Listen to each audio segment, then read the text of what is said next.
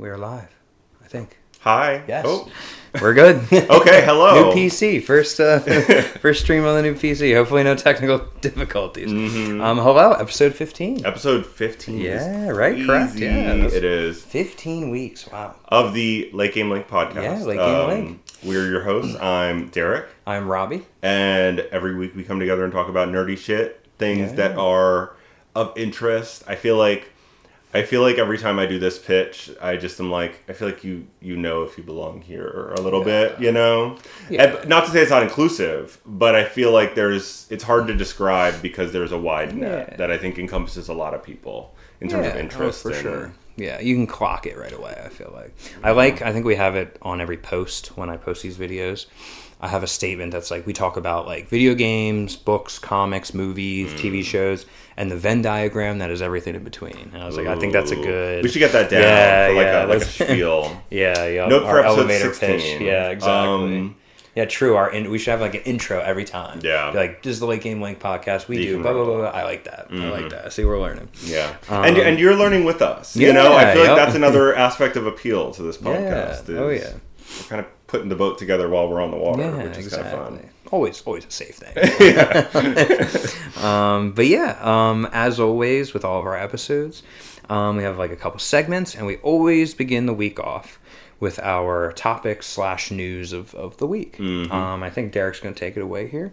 Yeah. What do you have for this week? I only have one. Besides the big glaring one that we will talk about. Yeah. I have one weekly topic. It's a continuation of last week a little bit. In that last week I recommended a big graphic novel, Die was the name of it, by Kieran Gillen and Stephanie Hans, and the letterer, who's also credited like way up there and is really good, Clayton Cowles. But I finished the compendium since our last episode, and I gotta say, really fantastic. I just want to touch on a couple aspects of this book, like just to describe a little bit of like maybe what I liked the most about it. As I talked about last week, check out last week's episode if you haven't. It's a book that's about a bunch of teenagers in the 90s playing, tabletop RPG, get sucked in, return with one of them missing who was left behind, and then in their 40s they have to go back and they re-enter this world, and the world has gone on 20 years since they were gone, just like Jumanji. It's very Jumanji. It's very I read some of the, not all of, but some of the this compendium has so many like letters pages and like notes from the writer. There's like reviews and stuff from people like Matt Mercer and like other people within this realm of like tabletop gaming, like talking about like what they like about this story and this this take. I learned Matt Mercer making comments. He has the final note in this big compendium. He has the last kind of written thing talking about that's cool. All that. So but really good. I learned through some of these letters that there was a Dungeons and Dragons cartoon in the 90s. Yeah, I do remember hearing about that. I've never given it a go. So maybe something for us to check out. Yeah, but we can have a couple gummy bears. Yeah. But it sounds a little bit like this, like, and again, we'll find out when we really dive into this, and I could have looked this up before this episode, but it sounds like that this was almost the concept of that. Like, I think that the Dungeons and Dragons cartoon in the 90s is about people from our world being like essentially transported into that. So I'm very intrigued. I want to get into that. Wow. At the end of the day, so the story is, it's a compendium. It's about 20 issues. I think it is exactly 20 issues. And it just was so good. I think what I liked the most about it was, and I can say this without, really spoiling what this book is about. But it really just highlights, like, it's about tabletop RPGs and what that is. And you're tapping into this collective creative thing that, like, has existed long before D&D. Even in this book, you look back hundreds of years and you see, like, in the 1800s, French children playing war games, and that being D&D, to a certain generation. And then by doing so, you're tapping into this collective world that has grown in that time. And that's so fascinating. Wow. It really centers the fact that, like, at the end of the day, like, the moral of this story is character development. The moral of this story is like, when you play games such as this, you can live truths that you can't live in your day-to-day human life. You can live, just kind of explore different aspects of self in a way that is not always encouraged or allowed, in our world. Like the main character of the story, the dictator is her class. Because they can't use the exact names from D&D. Well, they could. They talk about D&D in this. They mainly say this game, shits on D&D. It's kind of the way that they invoke D&D in this book. Okay. But no, she's like a charisma essentially based class who can she can make people feel things. Like she can invoke emotions with people, within people. And oh man, there's like a specific scene that where they're pinned down by a dragon, and she talks to these NPCs who are like, they're little elf people they're very much Hobbit inspired. The inspirations are very clear also that this person who developed this game used. But they're dying in a hole, and on this battlefield with dragons and gunfire and all that. And they are like telling her these stories, and we spend pages with these NPCs talking about my wife is pregnant with twins and I'm never going to get to see them, and I'm dying in the next few minutes. Can you please write down what I'm about to say and bring it to my family? And the main character's like, I know you're an NPC and I know that this isn't real and I know that you're written to have this backstory, but I'm gonna indulge you. And then he dies. And it's just stuff like that is really, really, really well done. And yeah, I don't know, just really intrigued. I'm gonna see. There are in this game one-dimensional characters that are very much identified as one-dimensional characters, and it informs how the party interacts with them. So they hire these two dwarves to accompany them. The dwarves' names are Dour and Delighted. Okay. And their entire thing is Dour is kind of sad and sulky, and Delighted is happy. And they comment on yeah, you guys are not really, whatever. Yeah. But then some really screwed up things happen, and you get to see these characters are cursed within their roles. It's so interesting. It just inspired me so much. We were getting into D&D again, so I feel I'm really on this bend right now of and the storytelling with the role playing, and it's so good to have, especially just to see characters inhabit a world like this with an awareness of when the story starts, they're like, okay, well, we're sucked back into the world. How do we get out? And then this character shows up hello. And they're like, okay, this is our quest giver. What do you have to give us? What did the DM? Is cool. I'm glad it's no I don't really remember anything before this, and then they slowly figure out we're in the game. It's no, it's oh fuck. No, they but the quest giver shows up at the beginning and is you'd like to defeat the Grand Master. I'm happy to tell you there's a path. And he says, the first thing you need to know is there are 3 keys, and then you see all the characters roll their eyes glows over, and they're like, fuck, we have to go through three you don't even hear the rest of the explanation, you just see them all arguing about it later. They're like, so what we have to do is go through 3 dungeons, each with 12 trials. The DM is trying to make this a slog, and trying to he's kind of, they describe him as a railroader in that moment. They're like, oh, he has the way he wants the story to go, so let's do that. And they say, instead of that, Glasstown is the city that he put a lot of time and effort into developing. And they're like, let's destroy Glasstown and see what happens. Let's see if we can pull the Grand Master out of his thing, so we don't have to go through these 12 trials, 36 trials of things. It's very aware of the fact that it's a tabletop RPG thing, and it's just cool. 10 out of 10. I know there's a role-playing game that they've released that's within this world. Ooh, that's cool. So I want to look into that, because I would love to play around with some of these classes or do some of these things. And it's Matthew Mercer endorsed, and I feel he's a really big voice in this community. So definitely intrigued to check it out. But yeah, in general, art is incredible. All the choices are incredible. I don't really have that much to say other than Die really turned it. I'm glad it's the note that I'm kind of starting my year on in terms of graphic novels, even, because I feel I haven't had a ton of enthusiasm since X-Men comics right now.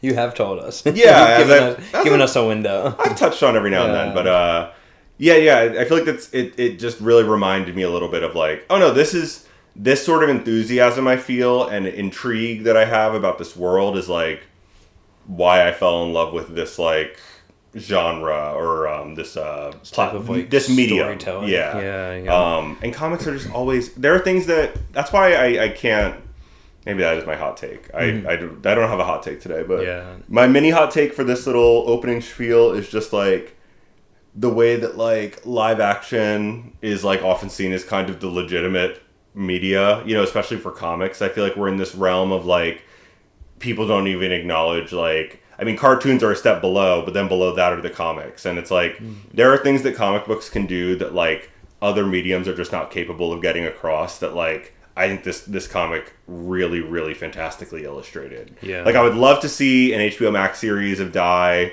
with like, yeah, that'd be sick. I don't know. Cool. Like, I don't know who I'm casting as the characters. I got to think about that. But as much as I would love to see that, I feel like the comic in and of itself is like so well done. So I just recommend so much. Awesome. Yeah, I mean, flipping through it the other time when you brought it in, I would definitely like to borrow that at some time. I think that'd be a fun thing to read. Yeah.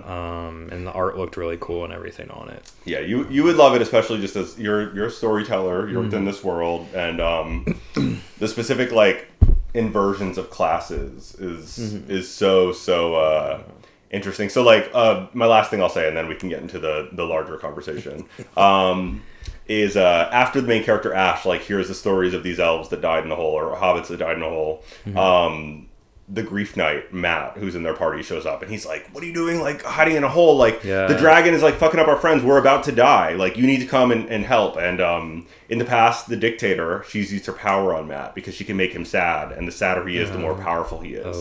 And so he's like, don't you she's like, you could kill a dragon, and he's like, don't you dare like use the voice on me like that that's not okay, like so manipulated him, you know. And again, they're in their 40s, and you know Matt has kids, and so then she says, I don't need to use the voice on you to make you sad here. She's like you know, these hobbits in this hole that are dead, like you know, they fought so valiantly, and they had me write a letter that I'm never gonna get to his family, like his family will live on no answers at all for what happened to him, and that's it. And she like covers the body, and she just turns about and she's like, do you think we're going home?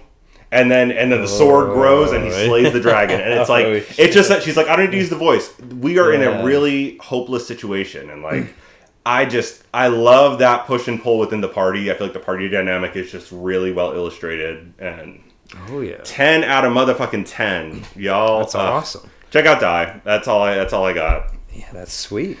I like a good follow-up on a recommendation, you know, especially because you weren't even done with it yet. So it's kind of cool to see I'm sure you want to like rant about it, but maybe we can in the future after I read it. Yeah, maybe a shared come together convo follow-up.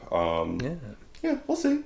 I mean, in the realm of D&D, I feel like there's like another thing. Yes, so we have had over the holidays the Stranger Things finale. So I figured we'd take a little deep dive into this. You know, nothing too crazy, but and I think we've kind of talked about it here and there, seeing each other over the holidays, but I feel like we've saved this official conversation for this. Yeah. So we've been itching to talk about spoilers, obviously. Yeah, spoilers.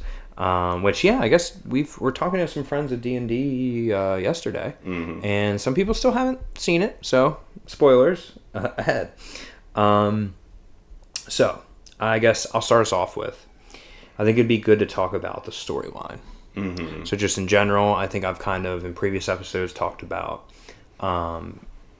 the reveal of the Abyss, that kind of like how that storyline went, like, oh, by the way, they created like a new matter or whatever the fuck it was with the wormhole. So I guess with the storyline on final episode 8, I think it is, I don't know, this is one of the biggest like quarrels, is that the word, quarrel? Yeah, quarrels I have with the ending of this show. Obviously we had some of the cheesy stuff, right, which I'm kind of okay with, because again, this is like, I guess they're not kids anymore, well, they're still kids, but like they're 16 17, something like that. So, and they're fighting this, like, interdimensional hive mind. Like, it's going to be a little crazy, and I get that. So even, like, and again, I don't know if it's, like, Millie Bobby Brown getting older and not being able to act, which I think has happened with multiple of the people in the show. I was going to say, far from the only offender, Millie Bobby Brown. Every time Eleven's in a scene, I kind of get, like, cringed out, like, even with her, like, kind of diving in the Demigorgon or whatever. I kind of liked was her going. You like that? I like that she was using her powers. I like that she threw the big boulder at it and she, like, ripped it open. But, like, there was, like, a cheesiness there to me, so it's kind of like whatever. That's not, like, the biggest thing for me, but it did feel. I don't know. I've kind of become an 11 hater. I think I'm starting to realize. Yeah. I don't know. She just annoys me as a character. Everything. I like during the beginning of the show. I don't know about now. It's like very Florence off Pugh, and on. Jennifer Lawrence, 11, or is she? Oh no, 11 right now would probably be above them for sure. Wow. Yeah, like if we're I was talking about them as, like, actresses, right? And I never thought they had, like, bad performances. Let's keep this on the record. It's just I feel like I maybe not understand the hype. I guess it is. This I, like, actively have some dislikes of Millie Bobby Brown. Yeah, some, like, pretty big dislikes. So not to set you up, and to be clear, I'm not endorsing her acting in this. Like, I think there's a couple things that I like that I can maybe get into in a little bit, but But so anyway, like, some of that, like, the fight with it, it was, like, cheesy, but, like, I was still okay with that for the most part. Like, I know I've seen some people kind of get pissed about that. But it's also, like, hey, it's supposed to be in the 80s. Right. Like, have you ever seen an 80s sci-fi movie? Like, it's, this is kind of how it is. So I don't want to, like, dock off too many points for that. More along the lines of, like, the writing, right? So I think a lot of people have said this, the most annoying thing by far is you're telling me these people for however many months since Hawkins got split and they're under, like, military control, they are all as a team functioning, like, flawlessly, apparently. Never get caught by the military. They're executing dungeon crawls, right? They're crawls, D&D reference, throughout, like, the undergrounds of Hawkins, getting into the Upside Down through military portals, right? How do they rescue the kids, kill Vecna? How do they think they're just going to hop in quirky dude's truck and then just go through the main military, like, portal? Or really any, I don't know. Like, it blows my mind how that was the running for that. Like, I get it. Like, you need a way for, like, yes, they defeat Vecna, but then the military comes in, right? And then that's kind of like the up and down of the plot, right? But I just thought that was, like, one of the dumbest ways they could do it. I don't know how you feel about that. I mean, I can see that for sure, and I feel like it was very much to tee up that there was just so much weight on that finale scene, the goodbye to 11, that, like, I also want to get into around, like, maybe some, again, I don't hate all aspects of everything, but, I feel like this podcast is, everyone's going to think that I'm like a Nancy hater, and to be clear, I like Nancy. However, I mean, not in the Upside Down, like, in, like, our world, I believe, like, Nancy was, like, no-scoping military operatives, and then you're telling me, like, gets to, like, go to college, and there's not really any, like, follow-up on that. And I say all that to say, like, obviously I'm not saying that I wanted to see Nancy in chains, like, in the finale, but like, I think Nancy should have died, especially if she was going to sacrifice herself to be chased by this giant monster. Like, again, people needed to go, and the fact that they didn't, and then we got this, like, really sweet bow on it ending with everyone that I just feel like was not earned, and maybe not reflective of, like, the reality of, like, okay, girl, you were, like, Apex Legendsing, like, these military like folks, like, you were running around, capping people, and I'm like, I don't know. Yeah. That's why I feel like those four, like, that friend group ending where they're like, oh, let's, like, meet up in Philadelphia, like, every year or something. I was like, that doesn't feel. There should have been it. I have that written down as it doesn't feel like there were any consequences for killing military like personnel, right? And again, like they were like bad guys, right? They were like running some fucked up shit, right? Whether it was like the CIA or what was it? I think it was CIA, right? Because it's supposed to be based off of the Montauk Project, like in real life, which you should know by now. But if not, look into the Montauk Project. This is what Stranger Things is based off of. And you're telling me if some locals in the town that like research facility was in was just doming like Secret Service or not in Ronald Reagan's America, like they would not, they'd be dead. They'd be like, they died in a tragic accident, and they're either being tested on or they killed them. Like I can maybe see a world where that doesn't resolve that way, where like maybe Nancy but again that like I know that we had this like badass Wheeler women thing going on this season, but like I feel like her mom should have died, and then maybe there would be a little bit more of a justification. That leaves Nancy in an interesting place of like, okay, like maybe for whatever reason I'm not gonna face consequences for that per se, but I'm responsible for my younger siblings, and that's the realm that this is kind of shifting toward. It felt like everybody got to have their cake and eat it too, except maybe 11. I don't know, but like also sort of 11. I would like the idea of like, again, with Mrs. Wheeler, dying or not dying, or just her trying to like defend Holly, right? I would even like, if they want to keep Mrs. Wheeler alive, which again, she should have died, but say you want to keep her alive, make it so that like, I hated the whole she took out the laundry and like saved the kids. I fucking hated that. Keep her in like some fucking like, we're doing surgeries over this next week on her. Like, we're not going to know her status. Like, that is very fair to just getting all ripped up, like all the whole front of her body ripped up. Right. Keep it unknown. You don't know if she's going to live or not. And then have Nancy have that moment of like, it's the whole thing. It's like the badass Wheelers, like walk them down Wheelers, and have it so that she's like, like she's like, that's who it is. Like, my mom has it, like it's in me, however they want to like write it. But she like essentially she sacrifices herself saving Holly, right, in some scene, and then it turns out that Mrs. Wheeler lives, and she lives through all of like the surgeries, and then Mrs. Wheeler then can have Holly, and they go through that grief together of like she was one of us, she was your sister, she was my daughter, and like it gives them like kind of like a new perspective on life, or however. I'm not the best writer on that side of things, but you see what I'm kind of saying. We're allowed like to make observations and suggestions about. I think in general it speaks to like a lack of like and maybe it's just because there's so many characters, but like I don't think this whole season that like Jonathan has felt like Joyce's son. I feel like Jonathan feels like Will's brother, and Joyce feels like Will's mother, but that connection wasn't really present for me until the end when you see them like taking the picture, and I mean even that I was kind of like. You didn't see the connection when Will said he doesn't like girls? No, and he goes, "You're my brother." But Joyce didn't even like. No, there was. I just feel like there was like a complete disconnect, like emotionally, between a lot of the characters that you would think there would be a connection between. And again, I think it's because there was too much going on. And Max should have died. I've said that, but like, I don't know. And I think we're in this place too where like people.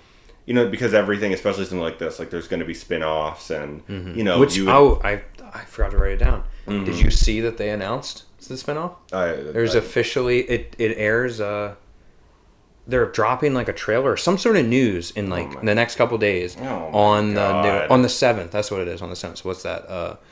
Couldn't do it on the Wednesday. 6th. Wednesday. January 6th. Couldn't do it on the 6th. Everybody gear up.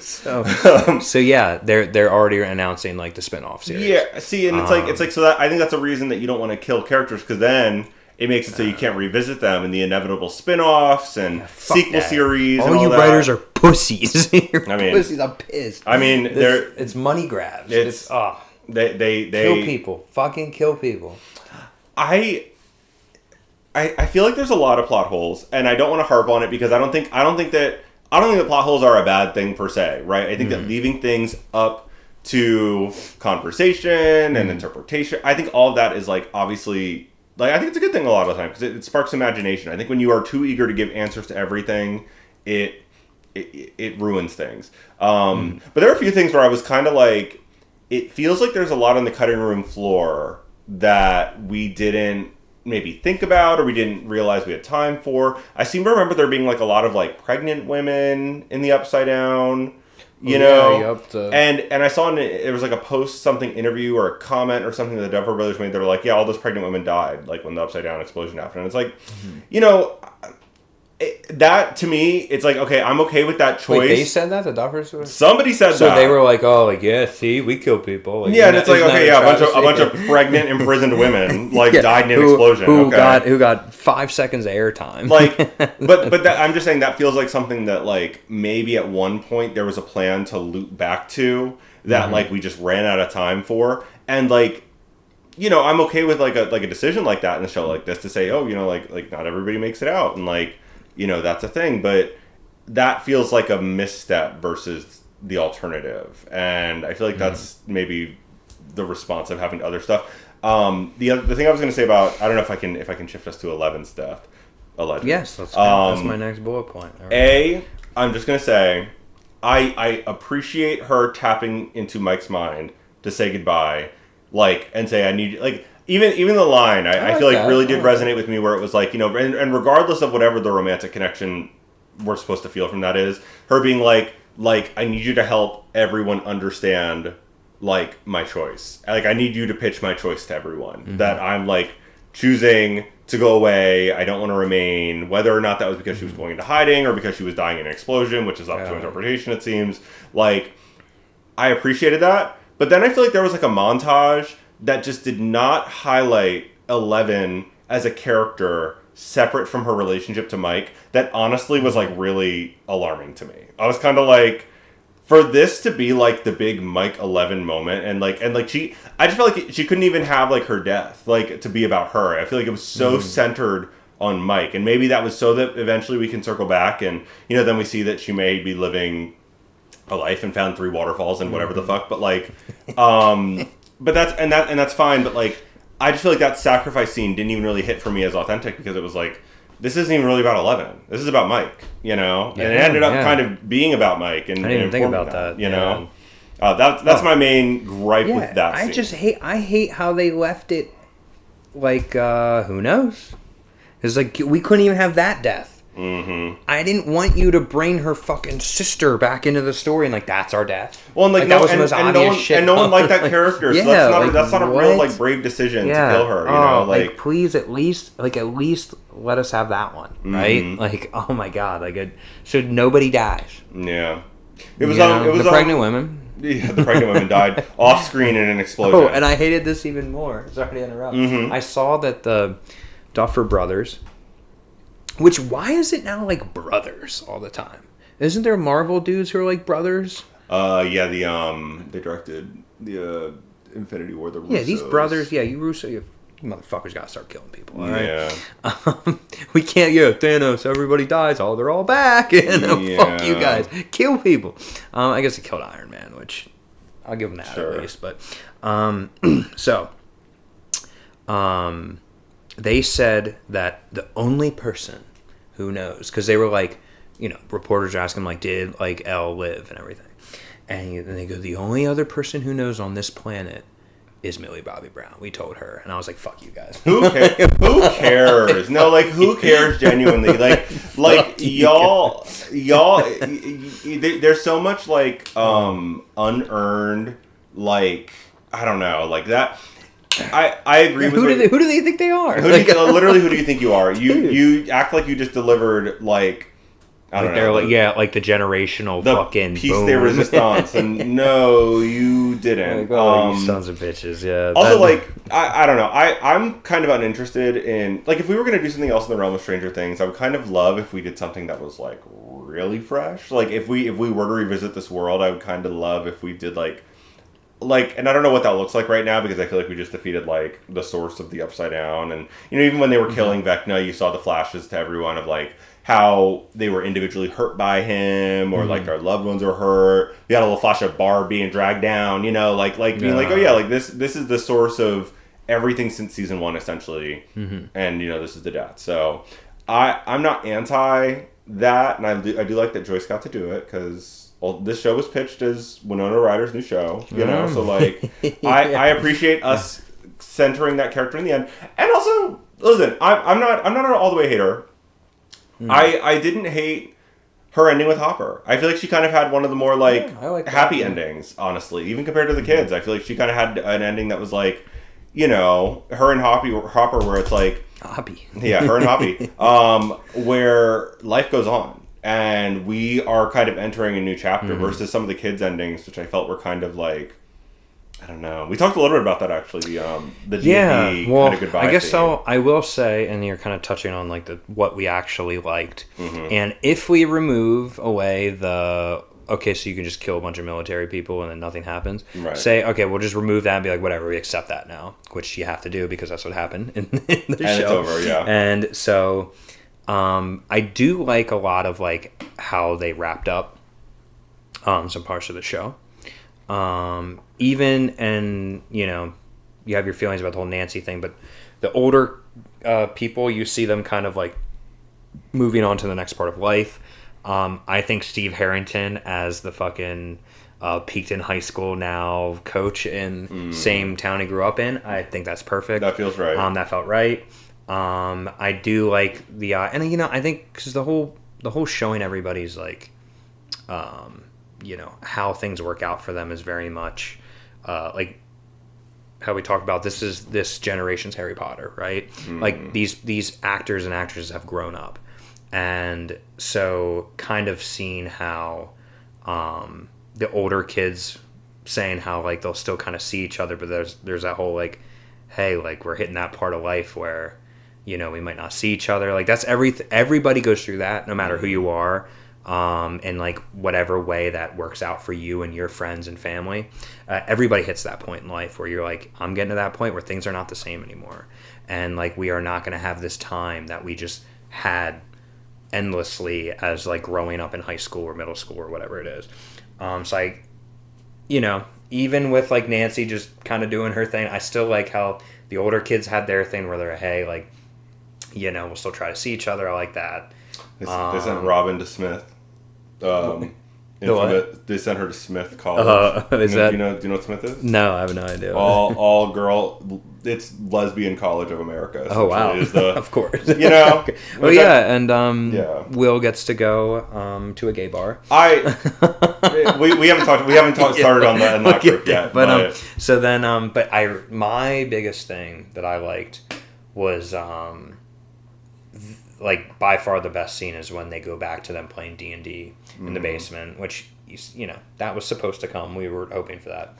And him kind of giving that speech of like, all right, yeah, the paladin and the whatever, like Max and Lucas, like their characters, you know, like him describing the characters in the game, but then he's really talking about his friends and like, yeah, this is what's next for them in life. And like I have personally like been through that, like, you know, like after like graduating high school and like my friends and like friends, family members that we play with. I mean, we've had the talks of like, yeah, like we, you know, like moving forward, definitely not, it's not going to be the same. Like we're not going to be playing with the same people maybe per se that we did years prior versus now. We're not going to be able to play as much. Some people, you know, in like certain family dynamics are either getting older, people have like, you know, health stuff that comes up, whatever it is. It's like, look, like that was great. And it was that in the show, right? He was kind of acknowledging like we're hitting, and I guess they also did that with the older kids, but we're hitting that part in life where like, and they're even putting up the notebooks and they're kind of looking at these notebooks with their names on it. Like, I don't know when the next time, if any, it'll be just like this, like just what we had in this D&D group. And I'm like, yeah, like I feel like I've had that exact like feelings or conversations with my friends that we play D&D.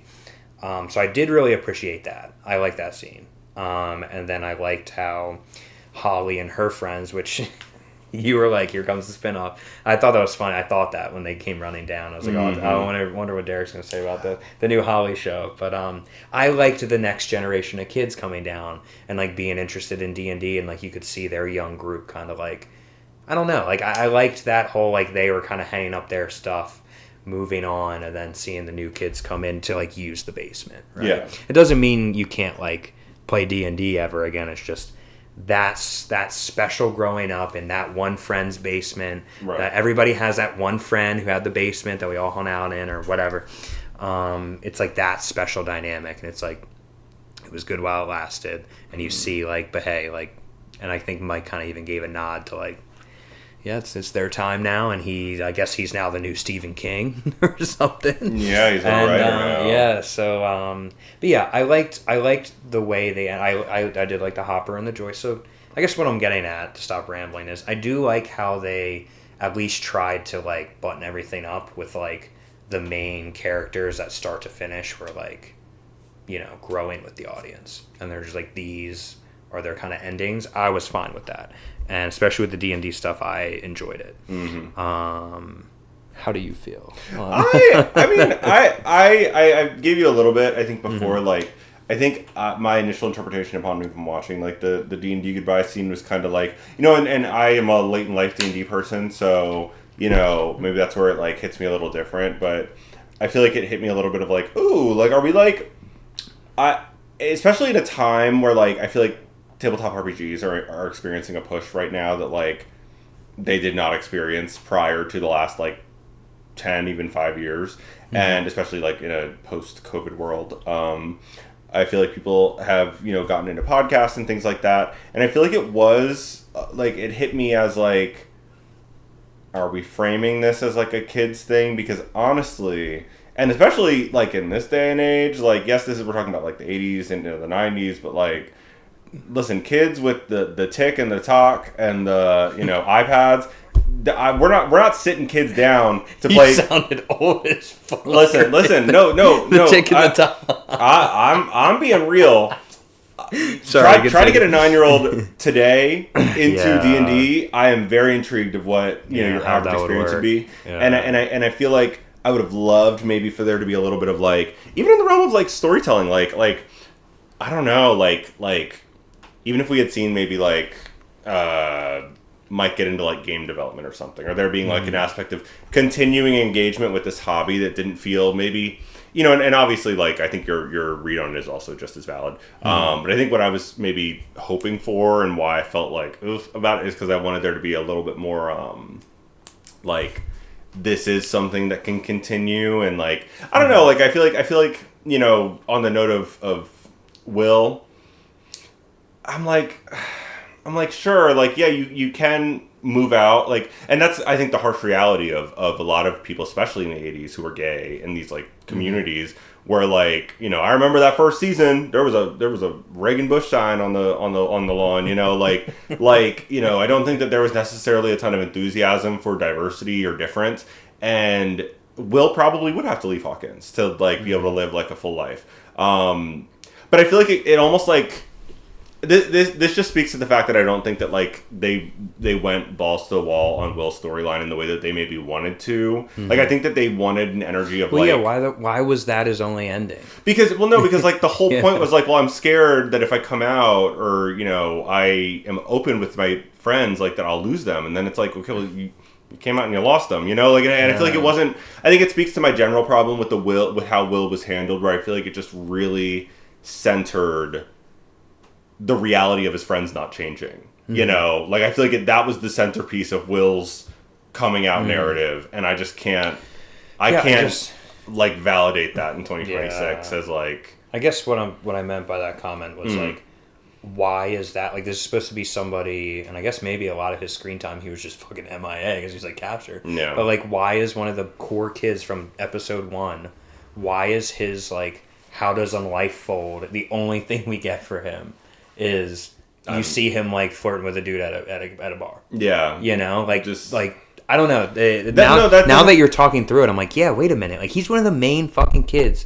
Like, most of the show, if I'm not mistaken, doesn't even touch on his sexuality at all. No, yeah. Like actually blatantly. I mean, maybe I've seen people kind of be like, oh, he, like, kind of gives Will a look. Mm-hmm. When he gets asked out at the dance or whatever. Yeah, exactly. Dance, but like, they never, like, say it. They never, like... So to me, I'm like, that was kind of, like, being pussies about it. So I'm not taking that as, like, that wasn't your main objective in all that screen time for Will, right? So for that to be his resolution. Yeah, like, that's the one thing we get, and it's like, you just kind of, like, had the I like girls or I don't like girls scene. Yeah, I don't. Famously, Robbie, he doesn't like he doesn't girls. like women. Yeah.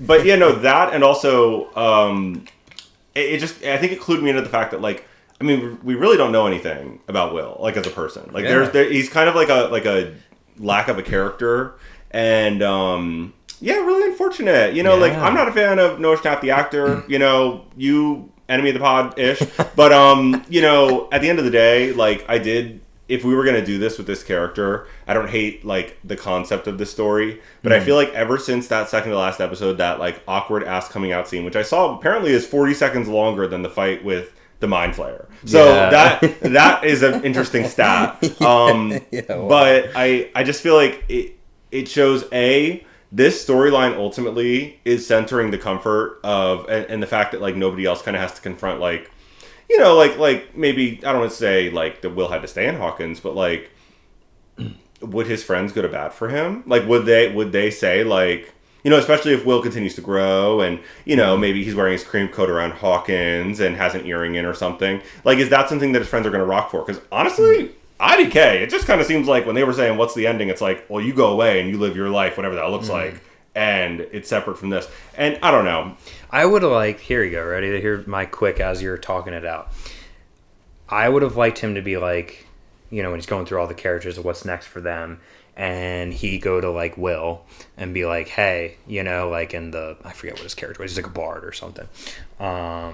Was he a bard? Because that's also like a I don't interesting call out there. He's like, well, he's got to be a flamboyant character. Maybe. And someone was a bard, I know that. But anyway, he's like, yeah, the bard or whatever. They go. And I would have liked him to be like, yeah, and like things were rough at first. Like the experiences like he's gone through.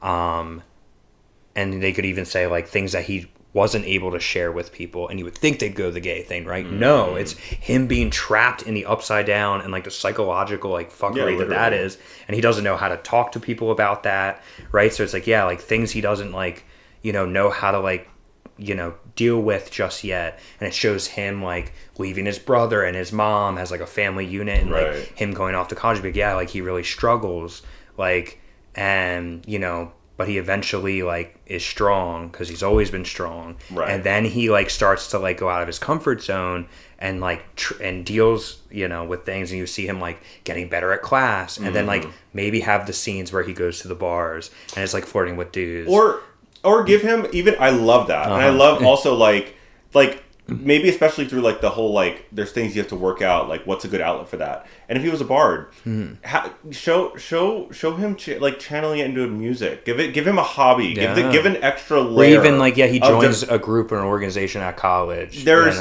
like give us an extra layer of like hobby that I think is like and music isn't something that exists separate from gay stuff like that's there's listen, there's tons of gay people in music, so I feel like that wouldn't even be like a stretch, but like, and I'm picking music off the top of my head. Obviously I think we could come up with better things, but like I just think there's like a lack of depth to that character that was so glaring in that final thing that just I don't even remember what Max and Lucas's finale was, right? Like they went they like dated and like love, like where they were in love and they like live happily ever kind of thing, happily ever after. I think it's kind of like not Will. And then Dustin went to college and was smart. Dustin went to college. I did like the Dustin college thing. It was like, yeah, he went to like the mage school and like did all the books and everything and learned everything. He's like, but he still like has an adventure every once in a while, and he like goes on a road trip weekend with Steve. Oh yeah, like I did like that, right? Like that was a cool little thing, right? And well, it speaks to the character's genuine. Yeah, and we saw him and Steve wrestling, so that felt like a culmination even of like the Eddie thing, the fear of losing you. Yeah. So they're still friends and see each other, and like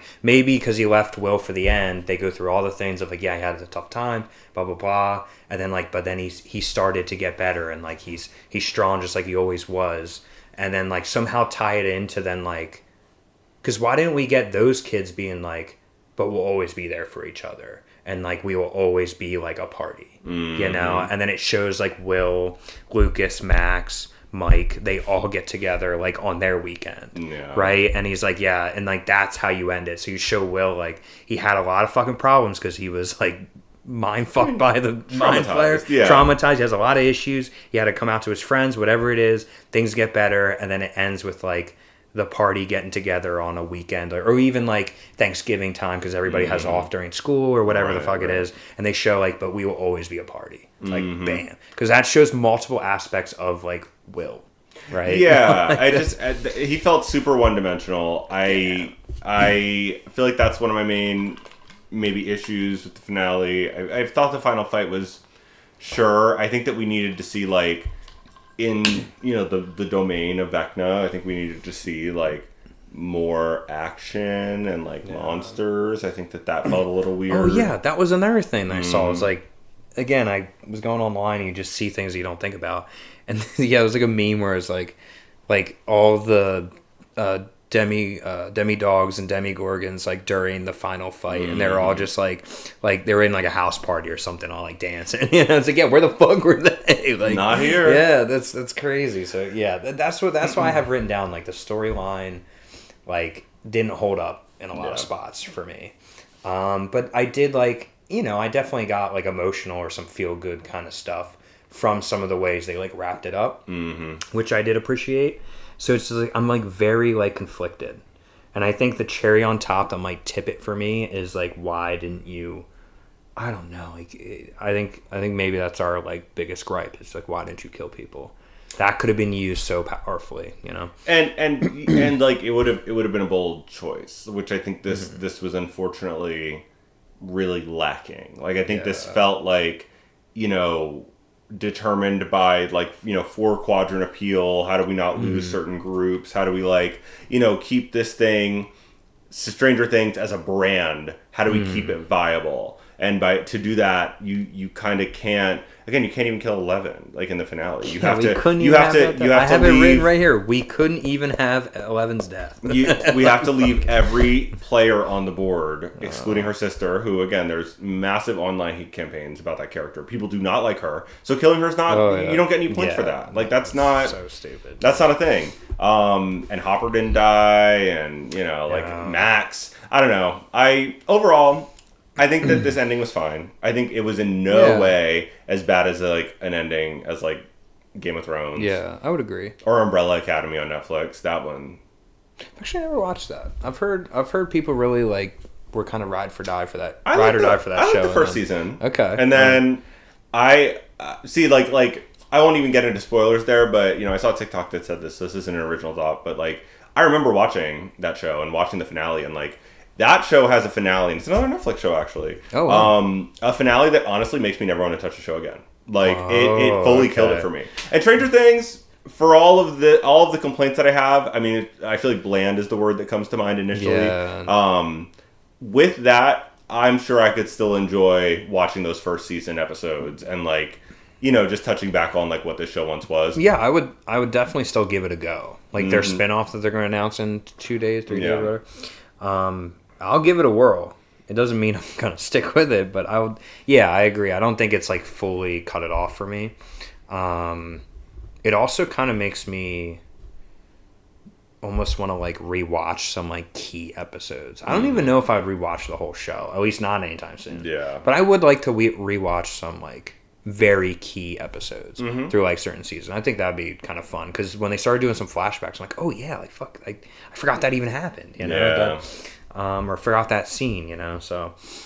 Like I said, I wish that 11's sacrifice, whether it was real or not, could have centered her. And I wish we could have, in that flash, gotten scenes of her with Hopper. There was a while where she was really good friends with Max. There was a while where she was like, obviously hanging out with like Dustin and Lucas and she had relationships with like a lot of characters that I feel like just kind of got paid dust in the end in the name of like Mike 11. And I just feel like... Yeah, no, they should have made it so that the audience would like cry, like show how strongly she felt about all those characters, all the moments she had with them, and then end it with like her moments with like Hop, and like them being like kind of that like father figure daughter type scenario. Because I feel like even that relationship was more significant than with Mike. Like, I feel like her and Mike is like not even anything. Like they're just kind of like the boy and the girl in the show. Yeah, show all the people. Maybe show Mike second to last, then show her memories with like Hopper, and again, this is all happening like quickly, but then, and you almost have that feeling of like she's like what am I doing? Like you know, like oh, this like I have so much good, and like I don't want this to go away. But then she ultimately makes the decision, like even like, and almost to the point where she doesn't 100% make the decision until right in that moment. Yeah. And she goes, no, like even though it's that good, like I care for these people that much, then that's why I can't step out of this portal. Like I need to die because my blood will be used, right? Like bam, make people feel like fuck, like that. Oh, like stabbed to the heart, you know. I didn't feel nothing when fucking 11 died. I didn't feel shit. Well, and then she didn't because it's wicked for good, and she hid in the hole like Elphaba. So you know that's. You know, I overall, if I had to give this finale a rating, I think I would firmly give it a 6 out of 10. And I'm not saying that in a rude way, and I'm not saying that in like a this sucked way. I'm saying it in a... I'm giving it a 5. I'm giving it a pure average. A pure average. I'm the Paula Abdul of the panel. Whoa. I'm giving it a 5. Because, you know, I've had my gripes with the ranking system. I take it very seriously. Yeah. A 5 is purely, to me, neutral. It was all right. Yeah. It was all right. That is what 5 is to me. So, yeah. So, yeah. Period. Any other thoughts on Stranger Things? No, I think we touched on it pretty well there. Yeah. I need like a nice just week to fucking process or even just like stop thinking about it. Like, all right, I'm gonna give myself some peace. I think this will be watch the memes. You know, yeah, this will be a good one to step away from, and then you know, fresh eyes and distance. I think will give the true. That'll be the true assessment. My 6 is subject to change. So yeah. Good. Wow. Well, Stranger Things. We did it. After our hot topics, unless there's anything else you want to talk about, we typically get into our after topics of the week. Yeah, then we go to hot takes. Yeah, hot takes. So I know you said you were having a pretty good week. I have no hot takes. Yeah, I was like maybe I'll think of one in our initial conversation. No, but still, hey, we got some time. Yeah. So what's your hot take for the week? My hot take, and this is because I have streamed before in the past. I've streamed myself playing video games, and I enjoyed it. And there has been thoughts of like maybe in coming months or whatever, maybe I give it a go again, right? I just got a new computer, and I'm like, ooh, this can actually handle it. Like, let's give it a go, right? And so I've kind of like today, like during work, actually like went on to Twitch and was trying to like watch some content creators, and this is also like very, and again, I was never like a big streamer, like I didn't have like that many followers or anything, but I did like dedicate time to it. But it's also weird, I think, coming from somebody who says they want to stream, like this statement, so I'm kind of like conflicted. But is larger streamers / just like big streaming in general, so like people who amass like a good following, is it kind of awkward and cringy? And it's weird because I feel like a hypocrite because I want to be a streamer, right? Or not, okay, I'm not necessarily, I don't want to be a streamer, but I'm saying like I like the idea of streaming. I think that's fun, right? To stream myself playing games. But I can't bring myself most of the time to enjoy myself watching other streamers. No. Like have you ever watched streamers or given it a go? Or I fear that this is generational. This is where maybe my late 90s birth. This is where I lean millennial, I fear. Because I don't think that it necessarily appeals to me. So are you saying, because I want to make sure, is it hot takes or is it hot questions? Like, are you saying it's cringy? I am. I'm saying when I watch, and I'm at, the question mark was to ask you, I'm like, am I crazy for this? Gotcha. But when I'm watching these streamers, and these people are making like millions over the course of like how many years they're doing this, right? And I'm like this is it? Like, I don't know. Like, I guess, there's moments, right? There are very good moments that come from streaming. And like, you'll see clips online of like a stream that was like a really funny moment or like a very cool moment in the game, or if someone's playing like a single player game and they like come to a point where everybody knows like, oh, this is like a big twist. And then you see this person's reactions, like all that kind of stuff like makes sense when there's like very like clear and concise, like, a big moment. But like people are just watching these people stream, And like, I don't know. I'm like, this is it? And it's kind of like cringy to me. It feels very much like the new... You remember like when we were growing up, it was like the YouTube thumbnail culture, which I think is still like obviously prevalent today. But that's how I would describe it. Like, this is the new, like... This is like this generation's like YouTube thumbnail culture. You know what I'm saying? Yeah. Like, it's so cringy to me, and I can't. I've been like grappling with it because I really want to try to like watch other streamers because I'm like, if I'm gonna stream, you're talking like about video game streamers. You're talking about okay. Yes. Because I know there's like a whole genre that's like there's lifestyle. There's other stuff. Like, you know, specifically video game streaming. Looksmaxing. You know what looksmaxing is? What is that? That's we might not have time. Okay. But that's like a category of streaming? Yeah, there's like really big streamers that are about like how to maximize. It's very like based in like incel logic. So it's like, you know, like, oh, like, all you right. know. That's not where I thought you were going to go. I thought you were going to go like girls doing like glam videos. No. It's more like incels online. Clavicular is I think a really big one of these. Who I just learned about against my will. But it's like, you know, like women are constantly like dating higher. Like a woman who's a 6 could pull a man who's like a 8, and that's like fine. But you'd never see it in reverse. So like, I'm gonna like tap into you young men and teach you how to, you know, go to the gym and work out so you can be an 8 and pull like 6s. You know, like it's honestly... so max... looks like you're like the video game. So as to maximize dating prospects like with women who you are rating on a 1 to 10 scale. So it's, again, I used to say that I think that streaming is like one of like the omens of the end times. Like it's like one of the ways that we know that we're like not long. We got 30 minutes. Yeah. But I will say you know, back in the day, especially during COVID, I never watched, like, I never, like, had a Twitch account or, like, did anything like that. But I did follow some YouTube accounts that were connected. It was, like, highlights from certain streamers who would, like Overwatch. And there were streamers that I followed at that time even. The one I think was named Luminum. And, like, she's, like, Australian League of Legends, Overwatch, Marvel Rivals, like, streamer and all that. And has a personality that I think really... like, it did keep me gripped, at least for a period of like, okay, like I can see the appeal of like watching you play this game.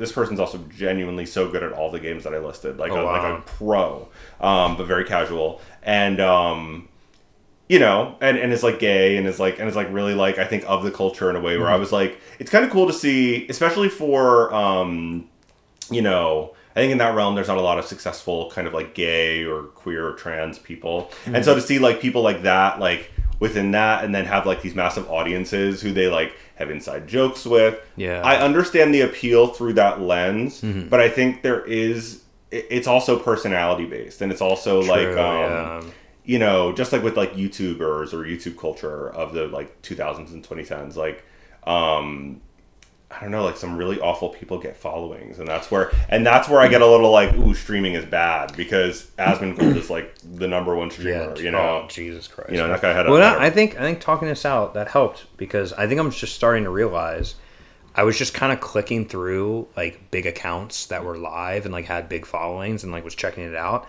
I think that might be my problem, at least trying to get into it. That might not be my speed. I think I need to focus more on like the personality, like finding a person that I like. Yeah, you know. I mean, it's all very because there are like you said, there's clips. There's a new guy. Have you heard of the Burnt Peanut? The Burnt Peanut. I think I have heard of the Burnt Peanut. Yeah, he won a streamer award. Yeah, he won an award. He's like super big now.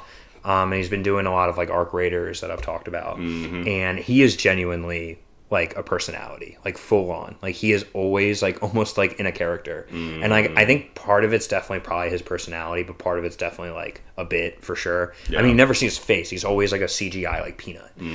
So it's definitely like a bit for sure. But you can tell, like, you know, this guy's also like genuinely funny, right? And that's somebody who like I have like watched clips of, like, oh, like I enjoy this.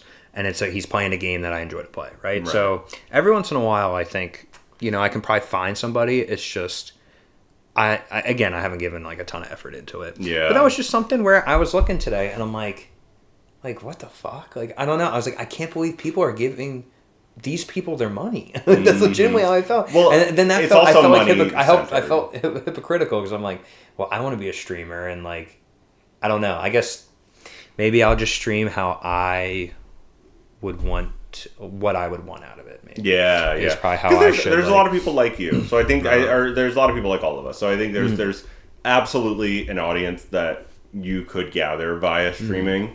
And you gotta just. I feel like especially in the other thing is I think within gaming it's so easy to like ride success off being toxic and ride success off being like being especially in like a social gaming more so I guess I should say like it's so easy to like I even think about other streamers there's like a Tyler or something I don't know but like I feel like that's Ninja Tyler Belvins. He was like the guy who had the fucking scene. Yeah. I feel like he was one of the big like because there were always streamers, but like Ninja was the one that like the Fortnite craze, and he just fucking skyrocketed, and that I feel like it became very mainstream of like to watch streaming as compared to like it was a little more niche beforehand. Yeah.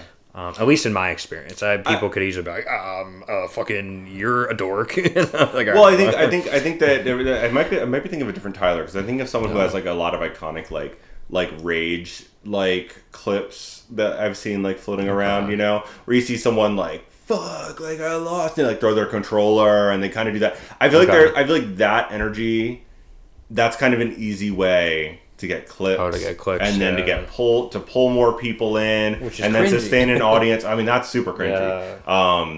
Well, they're getting kids with that too. That's the thing, right? Like that's like a lot of their followers and everything, and like their viewership on their streams are people under the age of 18. Right.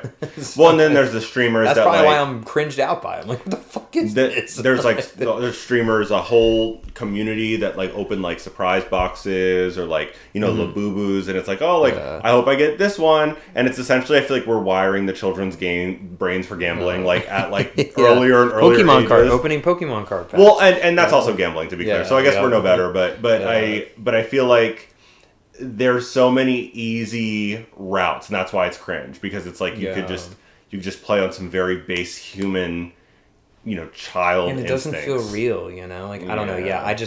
It cringes me out. So maybe I got to focus on maybe finding some streamers that I actually think, like you said, you actually like enjoy their personality and like what they're doing, and maybe I need to try to narrow myself into like, what would I want to see in a streamer? Maybe I should do that. I think it was Ariana Grande who said, "Be the change you wish to see in the world." Just kidding. Always a quote. Always a quote definitely from Ariana Grande. But yeah, that's my only hot take. I don't know. You guys tell me what you think on the streaming side of things. I think most of our friends who are going to watch this, majority would probably agree, but I think if you talk to people who are younger than us, I think they would have a lot different opinions. So yeah, I don't know. We'll see. That's all I got for this week. Not crazy hot or anything. I would say that's a kind of hot topic. Listen, it's all going in the direction. It's a huge industry. It's all going in the direction of streaming. So I think that's where it's. Oh yeah. I think it's a hot take for sure. Oh yeah. So I don't know. We'll see. But we've rambled enough. We've hit the point. Yeah. We've hit the point here where we need to lock back in. We always have a prompt every episode. Something to kind of gauge a structured debate or discussion or whatever it is about. Sometimes it's kind of fun. Like it's like a quiz or like a to-do or whatever it is. I don't know. You'll see. This episode's prompt is, what are your most memorable pilot episodes? And I think it's because we were thinking about Stranger Things, and like kind of the impact of that show. Then it's the new year, it's 2026. It's crazy to say. So in kind of light of starting anew, right? What are your most memorable pilot episodes? Well, I definitely have one. I am really hyped up because Interview with the Vampire is coming back. And I still just feel like the first episode of Interview with the Vampire, this is AMC's Interview with the Vampire. I don't think I've ever heard of that before. I've definitely talked about it. I want to really on the podcast. Anne Rice's Interview with the Vampire on What? AMC. Now it's on Netflix. Huh. You might have talked about it before and I just forgot the name or something. Listen, the good thing is there's not a lot of the show. It's 2 seasons. I want to say each season is like 8 to 10 episodes, which I hate that TV's like that these days. But I feel like it very effectively has a finite story that's existed in books for a long time. But it is essentially just about like a guy meeting up with a vampire that he met in the 70s when he was like using drugs and living it up. He had an opportunity to interview a vampire, and it went really wrong in ways that you find out in the show. But then this vampire reaches out to him from Dubai and says, I want you to come to my penthouse in Dubai and let's recreate our interview. And they walk through this vampire's life. And it is, the first episode, basically you see this guy's life story, the vampire, as he completes the interview, walking through, his early life. He meets this vampire. This is all in the pilot. Yes, this is all. The pilot is he meets the vampire. The vampire meets him. The vampire seeks him out. The vampire's name is Lestat. Okay. And Lestat meets Louis and very vampire name. Lestat de Lioncourt. And then he talks to Louis and is like, I'm fascinated by you. I think you're like such a Louis. In the books, he's a white man, but in the show they race bent a little bit and made him a black man. And I feel like it adds such an interesting layer to the vampire and Spawn relationship, where then this dude and him, and also they make it in the books, it's kind of implied to be a very loving relationship, but they don't get into it in this show. Kind of gets a little heated rivalry, if you know what I mean. Oh. And you see, they are, in the late 1800s, partners essentially, like boyfriends. And they forge this relationship, but the vampire he's a vampire and has these, he has to drink blood and do all that. And the episode, you basically just see up to when he transforms Louis into a vampire in a church, and it's this insane scene. It is in a way, just to bring it back to our prompt about like what I like about this pilot is I feel like it fully encapsulates like what the show will be, and you see that like the life of a vampire is a curse. It is not something to like celebrate or enjoy. I mean, like there are aspects that they enjoy, but like the show then it kind of paints the picture of like, well, now you have forever with each other, for good and bad, and you can even have feelings for this person, but like the concept of forever is massive, especially when people are like, hey, y'all aren't aging. What's going on? You know what I mean? Like, your family's like, y'all aren't aging. You start to see aspects of that question. Oh, wow. The vampires in the show are, like, psychic. So, like, there's a lot of, like, psychic, like, influence going on.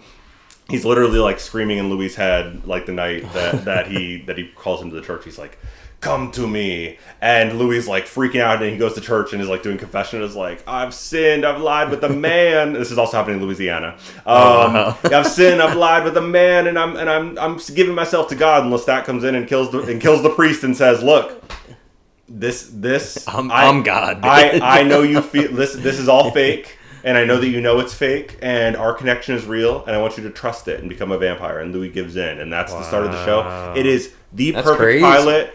And speaking of just like music and things like that, I feel like it's a show that really aesthetically is on, and you get to see like, I don't know, just in terms of like an hour episode of television, it's like in my top 5, 100%. It just it fully paints the picture and prepares you for the roller coaster that is the rest of the show. So I feel like that's why I like that pilot. I'm curious to know what pilot you kind of went with and maybe some of the reasons. So this is a pilot where I've only seen, I've seen like clips online of like cool parts of the show. So a couple of things have been like ruined for me. But after I saw this pilot, I immediately, because I put the show on, I put episode 1 on, just kind of like, at first it was supposed to be something in the background as I like go about my day. I'm like, yeah, I've heard about this show. And like, yeah, maybe I'll start a new show and like see what it's about. Right. Mm-hmm. Which, now that I wrote this down, I was positive this is the name of the show. Suits. Oh. With the lawyers, correct? Yeah. By far, if not in a while, maybe the best pilot I personally have ever seen. Like, in my own opinion. And I'm also one of those people where I hate when shows, like, don't start right away. if that makes any sense. I want the ball rolling immediately. Like, I don't want, a slow start. When someone tells you, like, yeah, first, like, 8 episodes, you kind of got to get through those, but then it starts getting, like, really good. And no, like, that immediately is, like, not appealing to me. Yeah. And so I think that is a heavy factor into why I really liked the first episode of Suits. And after I saw it, it began as, like, I'll just put it on the background, to very quickly I sat down and just, like, watched the whole thing. And I think you said it well while you were describing yours. It, like, encapsulated what the show was going to be in this, like, one episode, right? Which I really liked. And do you know anything about the show at all, or, like, seen some stuff? I do, because Adam loves Suits. So okay. So you've seen a bunch. So you've seen the pilot. I definitely have not seen the pilot. Oh, okay. Yeah, I've seen later episodes. Yeah, I mean, it's essentially about... and again, I'm already forgetting some people's names because I have not watched the show. Which is weird for me to say this is one of the best, but and the reason why I decided not to watch it was, like, I want, like, uninterrupted time. I don't want to be watching any other shows. I'm going to finish the shows I'm watching and give this the time that I think I want to give it, because I like the pilot that much. So I didn't want it to be some background show. So the main guy, who's, like, super smart, he's, like, taking, like, tests for people and stuff to, like, make money. And then his roommate's also, like, he deals weed, I think. And again, some of this could be shoddy because I haven't seen it in a little bit, but I just remember being, like, wowed by it. And then he agrees to, like, help him out, like, help out his roommate, essentially, who's, like, kind of a piece of shit. And he essentially, it leads to him in a foot race with cops chasing him. And he's got this big ass, he's supposed to, like, drop off a bunch of weed for his friend. And he's got this big ass suitcase of weed. And the cops, like, found out about this, like, sale that was going to happen, right? And he's so smart that he catches it, right?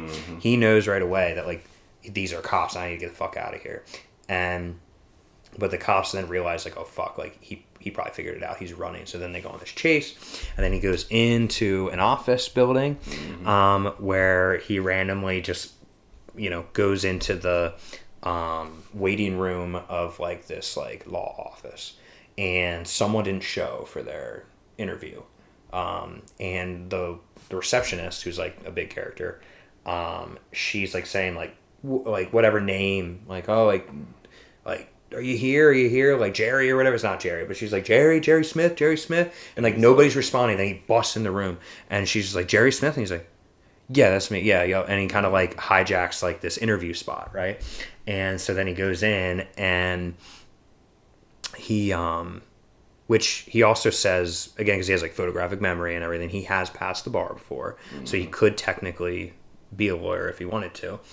And he says to the guy, I think his name's, like, I almost want to say, like, Henry or something like that, but the dude who's, like, the head of everything, he acts all, like, fucking suave, and he's the shit. Yeah, that guy's interviewing him, and he like comes clean to him. He's like, oh yeah, he's like, and he opens up the suitcase, like, yeah, there's, like, a bunch of pot in here. Like, he does not try to go through this interview like he's, like, seriously, faking it. Yeah. But the guy is, like, very perplexed by him, and as they're kind of talking, he's like, oh yeah, no, but, like, I've passed the bar, blah blah blah. And then he kind of goes, like, well, we only let people in Harvard in here anyway, and you, like, have to go to Harvard to be at this law school. And then he almost kind of, like, it's like an ego hit to him. He's like, but no, like, I could eat, like, he almost kind of takes that as a challenge. He's like, no, I could do this. Like, and he, like, again, he has, like, photographic memory. So he tells him to, like, he's like, pick anything. Like, he's like, pick anything for me to, like, discuss about something or whatever it is, like, anything law related. If you want me to do, like a mock study or whatever it is, he's like, just think of something right now. He's like, I'll be able to answer it perfectly.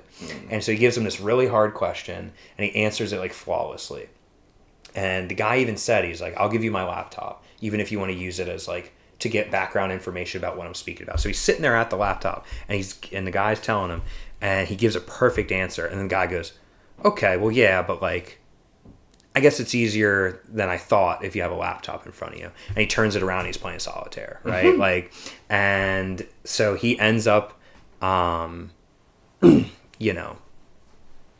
like essentially getting a job getting a job at this place with also having a front of lying about that he's been to Harvard and like who he is, and like throughout I've seen some key episodes. And like throughout the show, like the people that he works with like think he's like a Harvard grad and he's not, but he's like really smart, and it's kind of like the dynamic of a show about being a lawyer, and then like there's like hot shot shit going on, but there's also like real world consequences, and like, you can't be an asshole, but sometimes you can be an asshole, like that. It's a very, it seemed like, and again, I have not seen this show, but I was able to grasp all of that from episode 1. The whole time it's going, I was it was very go. You get a lot of information about this show in one episode, and I was like, I get it. Like, I know a lot of people love this show. Yeah. That's why I put it on in the background, and quickly I was like, I want to sit down and do this show right. I think I could really like the show.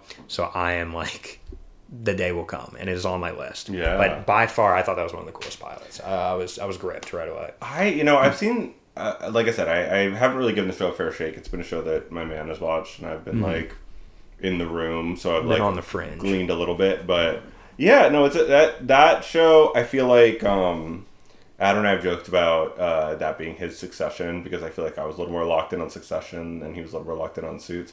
But I will say Succession also has a perfect pilot. I want to maybe shout that out because I feel like that one really summed it up. Like, I mean, I'm not going to get into... That's the one about the family business, right? Like, just as a first episode, not even to get fully into it, but like to have one of the 3 children of Logan Roy in that episode, like they're playing a baseball game. It took helicopters to an island off of New York City's coast to play baseball, and one of their like domestic servants, essentially, his like kid is there, who's like a 10-year-old boy. And one of the Logan Roy's kids like offers this boy like $100,000 if he can hit a home run. Like if he can make it like to a base or something. Yeah. And he doesn't do it, and he's like, oh well, he didn't make it. And you see the parents on the side, they're like them gripping each other's legs, like $100,000 if our son does it, and then he doesn't. And to see that rescinded sums up so much about the like what the show's about. And then you see a health scare for Logan Roy, and all the kids like lock in a little bit around like, what happens if he dies? Like what happens if something happens to our dad? Like how do I fit into that? And I feel like it really just tapped into what the show's about. So I don't know. I feel like the common theme around like that show and Suits and even Interview with the Vampire is like, I feel like that this is making me think a little bit about the art of the pilot, and like how you do have to grip the audience. You have to lay groundwork, but also you have to deliver like a solid, concise hour-ish of television, and even Stranger Things, as we kind of talked about. Which was what kind of brought this prompt up, is they had a good pilot as well. And any pilot that's going to have kids sitting down and play D&D, I was like, I'll check it out. Check it out, yeah. So yeah, no, good. Those are good prompts. I feel like a lot of people listening would agree. Probably, maybe not. I don't. Tell us if you don't. Yeah, suggest a prompt. Tell us your most memorable pilot episode. Yeah, that's a good question. We can talk about that. Yeah. So. All right, and lastly, I was gonna say we've really been rambling today. I don't know what our time is at right now. I don't know. Hey, but y'all are here. You're here. We have our final recommendations. So what we do every episode is we like to recommend something for listeners, to maybe give a go at, whether it's a TV show, movie, video game, whatever it is, book. Yep. We had our first viewer or listener recommendation, because we would always love for you to comment your own recommendations, and we will try it. We will go for it, all right? As long as it's not like read this 6-book series, like within reason. Yeah, within reason. But given the holidays, previously in the last couple of weeks, we had Goody Proctor, a listener, shout out, recommend the movie Klaus.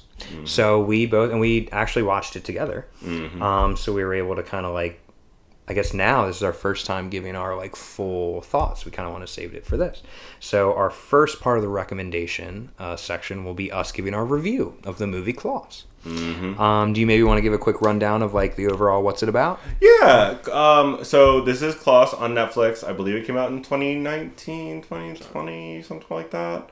Maybe 2021. Yeah, fairly recently. Either way, It's about like a dude who goes to it's an animated film, very beautifully animated, goes to a, remote kind of town as punishment from his father, who runs like a postal service across the land. It's like across the globe. Yeah, to establish a post office in this town where there's just kind of like, it's very like Greece, we don't like the other side. We don't like the folks, who are different from us. And it's like near the Arctic Circle almost or something. So it's very like cold and gray. And through kind of some really interesting convoluted, I'm saying convoluted not in a bad way, just like we reached this point where he and Klaus, a big burly man with a white beard, come to the realization that Klaus, who needs an outlet for this like toy kind of manufacturing. Sorry to interrupt. I do they say Klaus in the? Yeah, they say. Because I feel like a bunch of people have pronounced the movie Claus. Oh, maybe like Santa Claus. It's definitely. But I feel like they say Klaus in the Klaus. thing. Klaus? Maybe they say Claus. Either way, it's supposed to be like Santa Claus, but it's spelled with a K. Old Nordic type. All right. They realize that he needs an outlet for producing and giving toys out because he's got a traumatic backstory, and the kids are mailing letters into him so that they can get these presents. So it's kind of in a way like about like the establishment of Christmas, and it's kind of like an interesting. I liked that aspect of it a lot. And then everyone learns lessons, as we talked about in a previous episode, around like what is a Christmas movie. I think this firmly was a Christmas movie because it featured, obviously not just like literally about the origin of Santa Claus in a way, but I feel like it's about it. Everybody learned lessons. Everybody was able to say like what. The way I was living life before, I was either bogged down by the trauma as Klaus was, or Klaus. And then the main dude, was fully just kind of like a silver spoon, privileged young man who was not ready or interested in like kind of like really living a life. And through this was able to be like, oh wait, like I kind of want more out of life than just like being comfortable. Meaning. Yeah. And so I mean, I don't know if there's anything you would add to that description. Yeah, I mean, definitely it's important to note that it is by far like a new take on the like creation of Christmas, essentially. And the thing I actually really liked at the end, I don't want to give a spoiler because I feel like this is something that, again, we just saw this, so I'm not going to spoil it.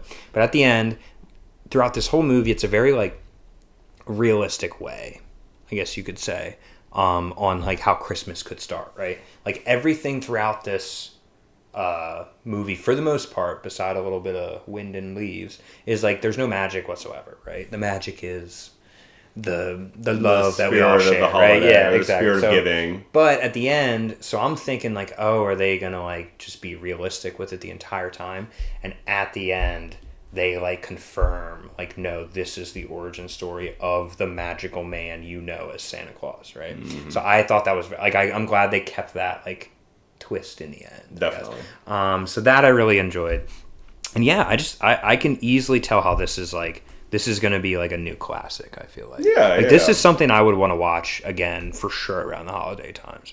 I really liked it. They had Zara Larsson on the soundtrack, which I mean, especially in 2026, that girl is moving capital. A never-ending midnight sun. I feel like it was beautifully animated, beautiful. Yeah, soundtrack. The animation was. I love the animation. It feels like an older movie than it is. In a good way, in a very good way with the animation.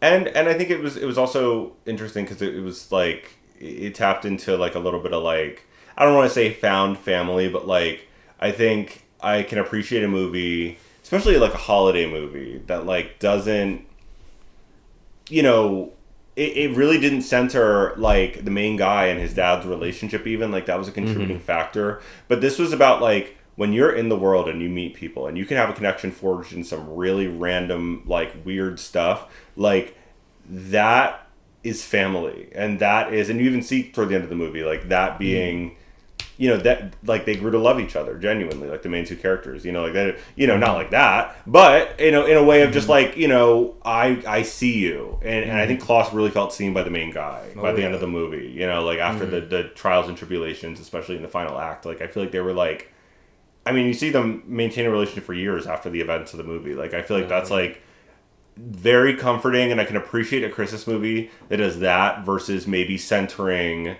family of origin, which I think happens sometimes. And listen, we have that there's a place for that as well. But I just I appreciated the take on this. It felt very fresh. It felt very 2020s, and it felt very like for an ever growing and shifting world. It felt like this we can still have Christmas movies that are like animated and magic and maybe not as bound to some of the previous tropes of that. Oh yeah.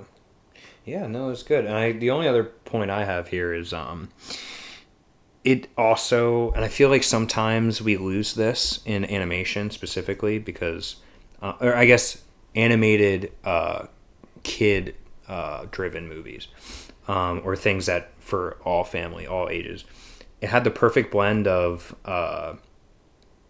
G rating, or PG rating, but also had great like adult jokes sprinkled in. I felt like there were definitely times where I was like, yeah, a kid would never it's the perfect, like SpongeBob used to be that way, right? Where they had like jokes that only the parents would understand. And do you remember any of those? I'm trying to remember. That's the thing. I wrote it down. I was like, fuck, I can't get one off the top of my head, but I know for a fact there were multiple times where I was like, oh, that was funny. Like that was a good little like one-liner joke, right?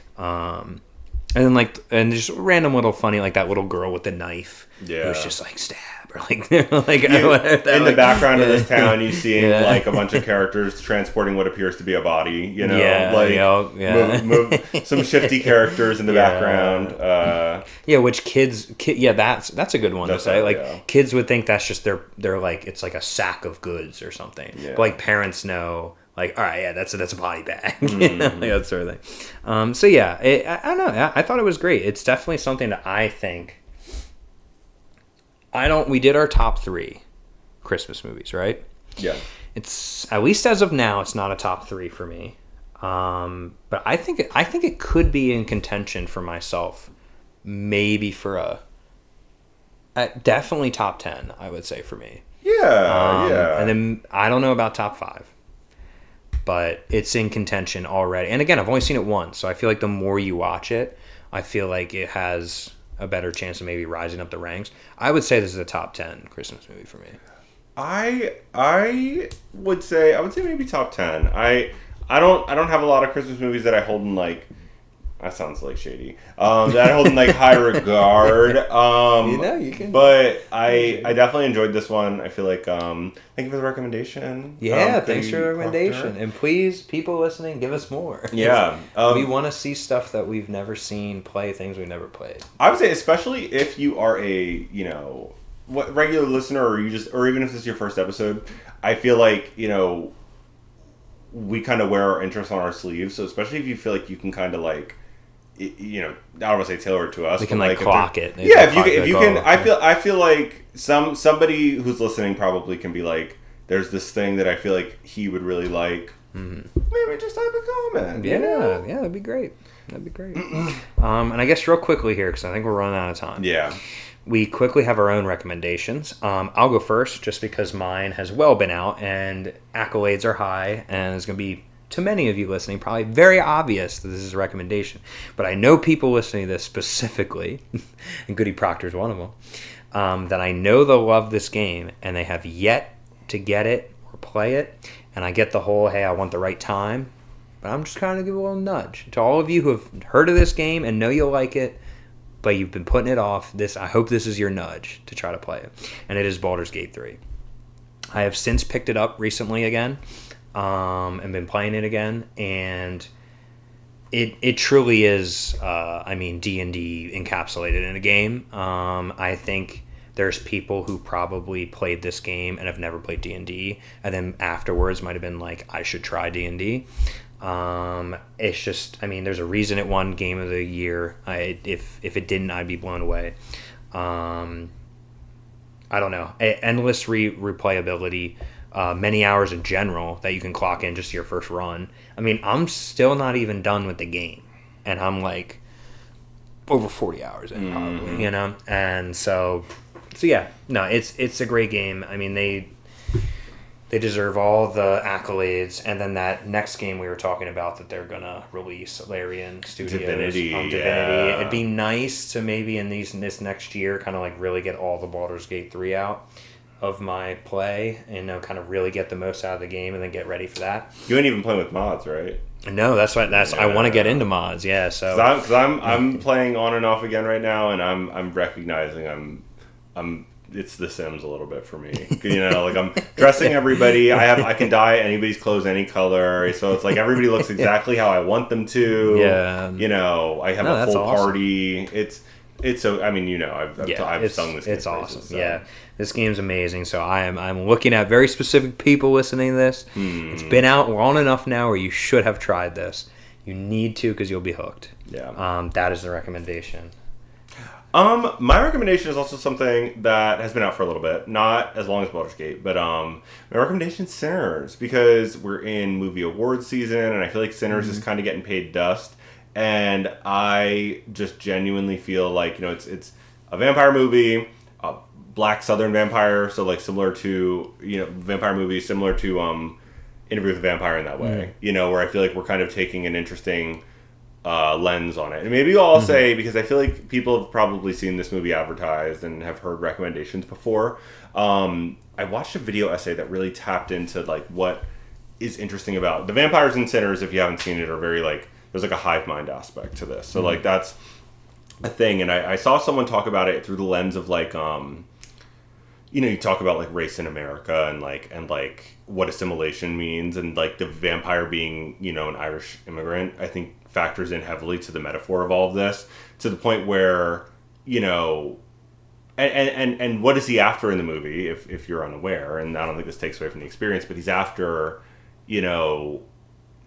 this musical kind of prodigy who can tap into music and expression across time, in the past and the future, and like he wants to harness that to tap into his roots and his things, and like the way that is like cultural assimilation in America, and like that it operates as a metaphor on so many levels. I don't think I'm going to be able to properly illustrate the point here, so I would say seek out some writing around like this movie and some of the deepness of the themes, especially around like assimilation to like an American culture, and like what groups such as the Irish have gained and lost through maybe like being looped into the white umbrella in our modern era, because at the time that Sinners is based, that is very much not the case. I think that there is a differentiation, and it's highlighted.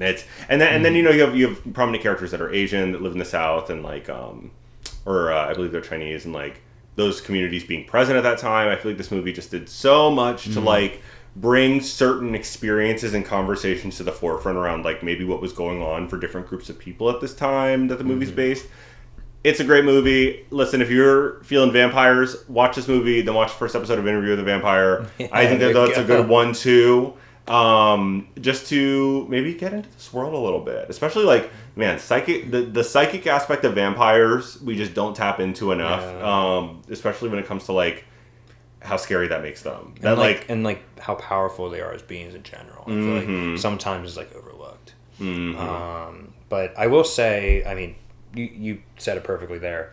I went into this movie not knowing anything it was about. I just knew it was like supposed to be a good movie. So when that switch happens, where the vampires are kind of like introduced, at first it almost like didn't give that vibe right away. That's like that, like those kind of visuals, and like, oh, this is like a what is it, like a fictional type, like mythological, or I guess they would be like cryptids, like whatever you call a vampire. But like I don't know, I from the advertising they kind of keep that hidden that there's going to be like vampires, and that's something at first, like originally I think with other movies that would like turn me off. Yeah. But I thought they did it really well. Like I liked it. Like I liked the kind of like twist that there's like vampires. And I don't know. It was like it took me by surprise, but in like a good way. Yeah. I think it easily could have like flopped in my mind, but they like handled it very well. So I remember when me and Theodore watched it, and I was like, oh fuck, like it's this kind of movie, you know, like, well, obviously a lot of the metaphors, as well, but I just like wasn't expecting vampires at first. I really wasn't. I was like, oh fuck, like okay. Like, and as much as I feel like I appreciate you saying that, because I feel like my pitch was a little brainy, a little heady. No, it was good. Genuinely, like I would say, if you're going into this kind of like you are, like you described going into this movie, like there's just genuinely a really interesting, like, and shocking turn that occurs in this movie. But no, I just love there's a cool feel to it. Really cool feel, and I love the scene. I love the scene where you realize like the power of the musician, like where you realize like what's going on. I feel like that is so well done, and honestly, even showed respect, to like through being able to tap into music across time, like showed respect to like modern black art, like in like the 2020s. Like I feel like that was even present in that scene where I was like, okay, like let's really talk about like what, and obviously this Irish man vampire is like seeking it, and he has his own connection to it. But like, maybe that's the theme of some of my recommendations this week is like around die and kind of the collective creativeness that we could all tap into. Like, I just feel like I love when you get to that like human, it speaks to the human condition, and it just speaks to like what we are all capable of and what brings us joy. Like that's not individual. Like there's a wider thing that we're tapping into. I don't know if that's a complete thought, but no, I like it. I say this not as cutting you off. I'm saying is like that was a perfect like little bow on the episode, that you're tying right there. I think I appreciate it, and I just feel like we kind of explored a lot of topics today. Yeah, we did. Yeah, if you have any thoughts or questions about anything that we've discussed, definitely comment, as we've said. Any recommendations, anything that we got wrong, cuss us out a little bit. That's kind of fun. Call us a bitch. Do you have any final thoughts for the pod today? No, I don't think so. I think we hit it pretty good. I think all we have left is our thumbnail, which I have an idea. And also, I mean, not that whatever, but like we won't be recording next Monday, so stay tuned to. I will be on vacation next week, so we'll either skip next week or we'll see what happens. Yes. Stay tuned, whatever. Right. For the thumbnail, do you have any ideas? An idea, I think it was more on the lines of like, because we were talking about Stranger Things and everything, and like I was specifically thinking about like the scenes with the kids and like even the kind of like young adults, and everybody's like kind of moving on, and like there was a lot of like buddy feels or whatever. I thought it'd be good if we just do one where it's like arms around, kind of like a half hug, and we look and we like smile, like how do you feel about I'm not shooting that down. My thought was also a Stranger Things reference, but it was a little different. I was gonna have us both do the 11 dive pose. Oh, we can do. Okay, I like that as well. We can always save a half hug for any. Any hey, episode. there's a lot of things with themes of friendship. Exactly. There's like a friendship thing, but I'm cool with the. Well, and we've established that Millie Bobby Brown is an op, so I feel like this is kind of a direct call out. This is a middle finger to Millie Bobby Brown. This is. I didn't hate the pose, girl. That was fine with me. Other mileage may vary with other co-hosts on the pod. But I'd say just kind of I'm gonna have my eyes poking out above it is my kind of. Yes. Okay. Ready? Mm-hmm. Wait. Okay. We did it. All right. Well, hey. That's it. I ain't got nothing else, so tune in for next episode. Yeah, possibly in 2 weeks. Okay. You'll hear from us. Yeah. Peace out. Bye.